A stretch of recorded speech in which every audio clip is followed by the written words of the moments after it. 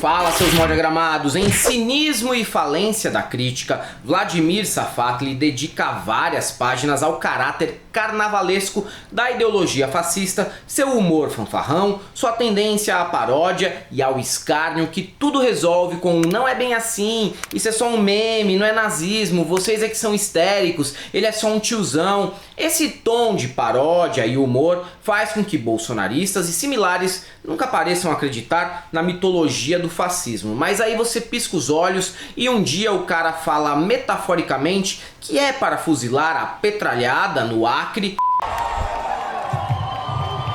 Vamos fuzilar a petralhada aqui do Acre, hein? Vou botar esses picareta pra correr do Acre. E anos depois, estão planejando matar o Lula envenenado e o Xandão na saída de um restaurante de carne de sol. Mas em todos os níveis, o bolsonarismo parece mesmo tender à paródia, o que os leva à incapacidade de conversar sinceramente, os limitando a uma visão da vida que mistura piada de tiozão com violência extrema. Se Zona de Interesse fosse um filme brasileiro, ele mostraria uma festa na Fazenda Talismã do Leonardo ao lado de um porão da ditadura, como o retratado em Ainda Estou Aqui. Heineken, churrasco, viagem para Dubai, causos sobre perder a virgindade com cabrita e tortura correndo solta do outro lado do muro. Mas todo o atual poderio do agro esconde algo que poucos assumem: as mudanças climáticas, a política econômica chinesa e até mesmo o novo governo Trump podem pôr tudo a perder. E quem melhor que Luan Pereira para simbolizar essa decadência cheia de fanfarronice do agro e do sertanejo. Assim como alguns casais em pleno processo de separação final embarcam numa fase do casamento na qual a única comunicação possível é por meio de brigas e escárnio, Luan Pereira já nem parece música sertaneja mesmo. Eu nem sei se é um integrante da geração Z sendo pós-irônico com o sertanejo ou se é eu que fiquei velho e não entendo mais as novas gerações. Tive um casal de amigos que era do mesmo jeito antes de terminar. Ninguém sabia se eles estavam brigando, conversando ou se ridicularizando em público. Luan Pereira é um meme porque quer ou é um meme involuntário? Eu não sei. Ela me viu passando na Melodia, já correu me procurar no Instagram.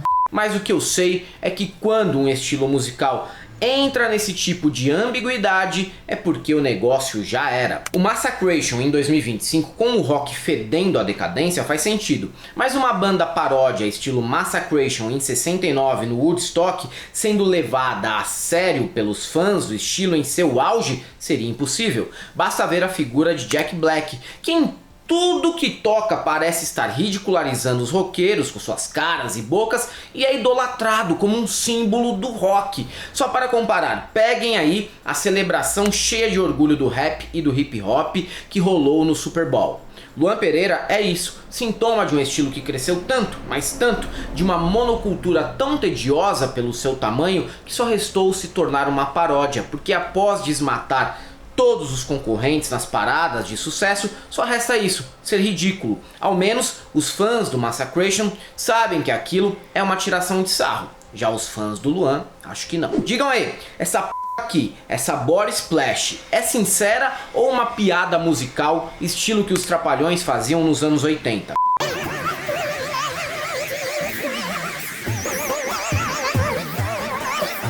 Mas Luan é só um sinal que os tempos estão mudando.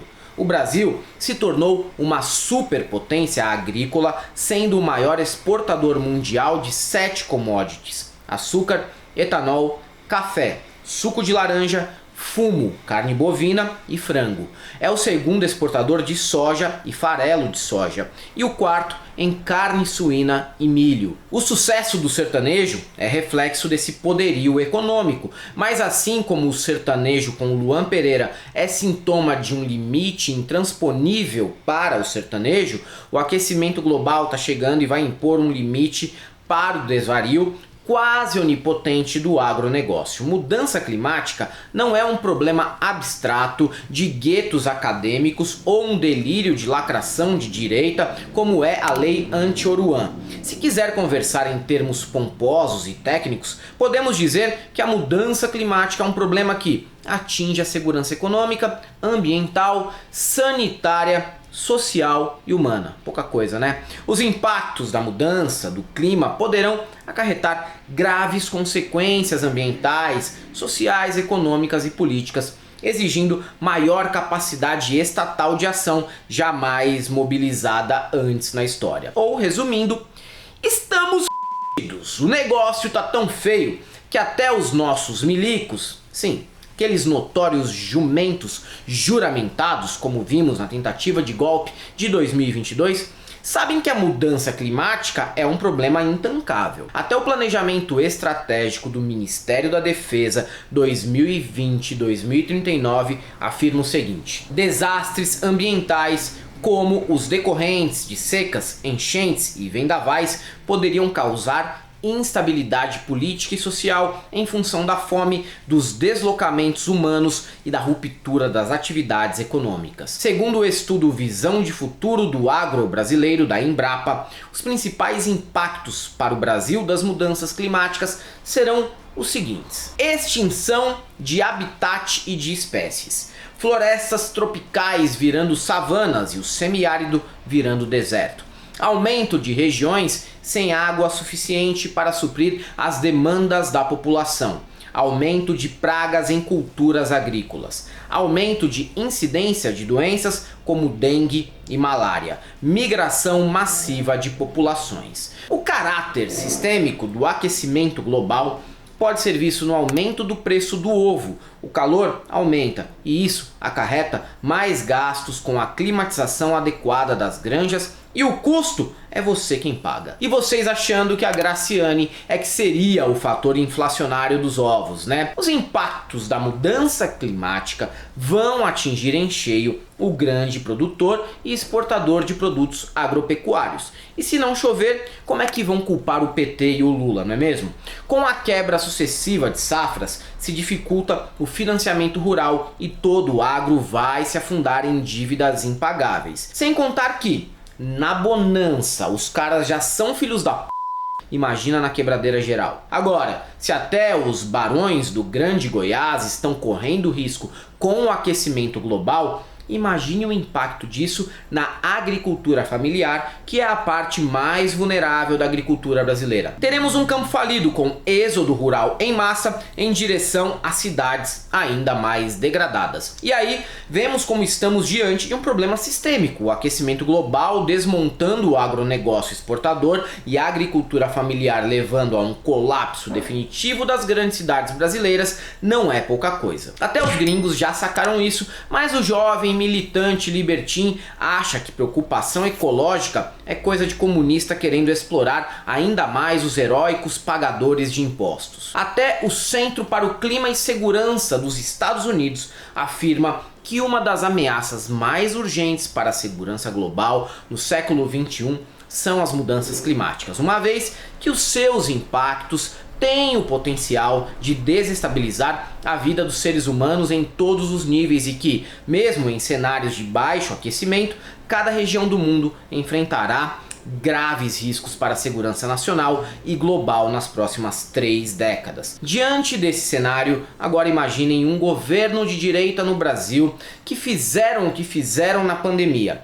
Imagina o que um governo bolsonarista faria com, por exemplo, o Programa de Aquisição de Alimentos, o PAA, criado em 2003. O PAA visa a aquisição pelo governo da produção da agricultura familiar e a garantia de renda aos produtores. Em uma ponta, se adquire a produção das cooperativas de agricultura familiar e na outra se articula essa produção com o Programa Nacional de Alimentação Escolar, o que reforça a merenda de qualidade de milhões de estudantes da rede pública. Não tenham ilusões, muito legal a sua ida à feirinha de orgânicos apoiar a agricultura familiar, mas sem políticas públicas como o PAA, toda a agricultura familiar brasileira vai pro ralo. Imagine aí o que um Milei brasileiro faria com esses 2 programas com o apoio de um congresso estilo que temos atualmente. E com o agronegócio tentando colocar a culpa da quebradeira nos comunistas, nos sem terras e nos burocratas petistas. Aproveitando que estamos macetando o agro e o sertanejo, queria falar aqui sobre uma classe de trabalhadores que é fundamental para o agronegócio, mas que é completamente ignorada por uma cultura que se exibe com suas colheitadeiras, picapes de vítimas da síndrome da curta e que não são glorificados nos rodeios, os trabalhadores dos frigoríficos. A ONG Repórter Brasil produziu o estudo Moendo Gente, a situação dos trabalhos nos frigoríficos, que descreve o cenário de filme de body horror e capitalismo desenfreado que envolvem os trabalhadores da área.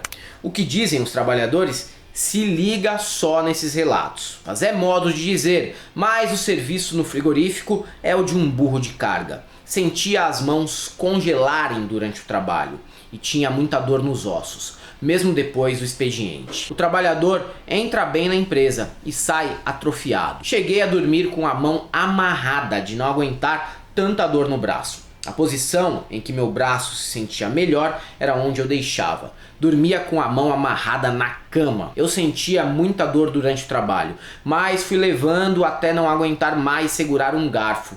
Hoje eu não dou conta de lavar nem um sapato. E também tem reclamação sobre não poder ir nem ao banheiro. Não pode olhar para o lado, não dá para ir ao banheiro. Foi mais que 2 vezes no banheiro, já vai para o escritório. Passou de 5 minutos, vai para o escritório. Em 5 minutos, dava só para subir as escadas até o vestiário das mulheres. Música sobre chifre, coma alcoólico, Hilux e peões de rodeio existem aos montes. Mas dessa realidade aí, ninguém abre o bico. Ainda mais quando se sabe que de cada 10 dólares que todos os frigoríficos brasileiros faturam com a exportação de carnes para países estrangeiros, pelo menos 8 dólares vão para a conta de apenas 3 empresas: JBS, Marfrig e Brasil Foods. A expectativa é que quase metade do comércio mundial de carnes seja dominada por empresas brasileiras, e essas 3 serão as maiores beneficiadas. O poderio delas é tão grande que até em seriado os americanos estão reclamando dos frigoríficos brasileiros.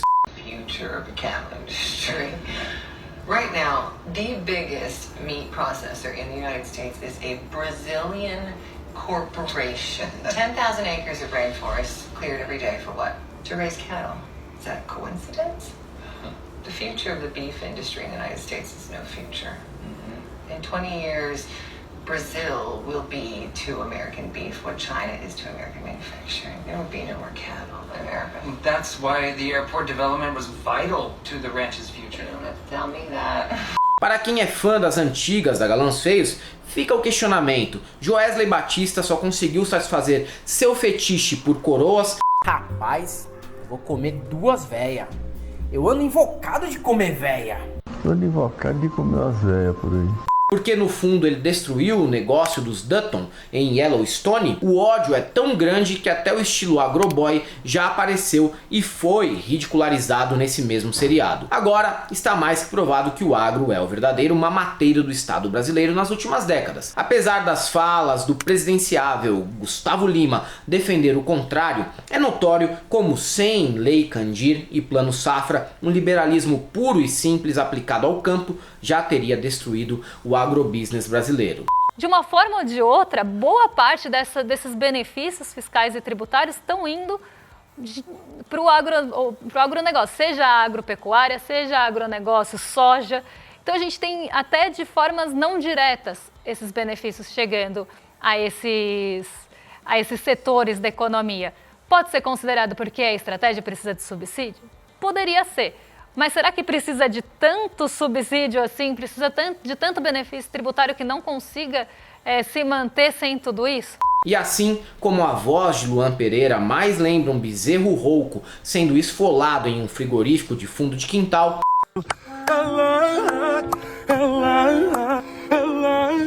tenha certeza que o que vai sobrar do agro rumo à quebradeira não é consciência e solidariedade, e sim só dedo no c...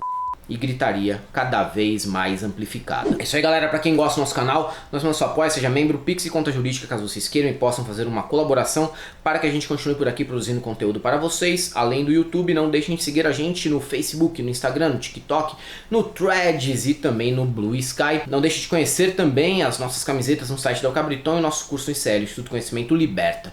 E para todos aqueles que ainda acham que o grande inimigo do Brasil é o MST e não o agronegócio, só temos uma coisa para te dizer: não passarão.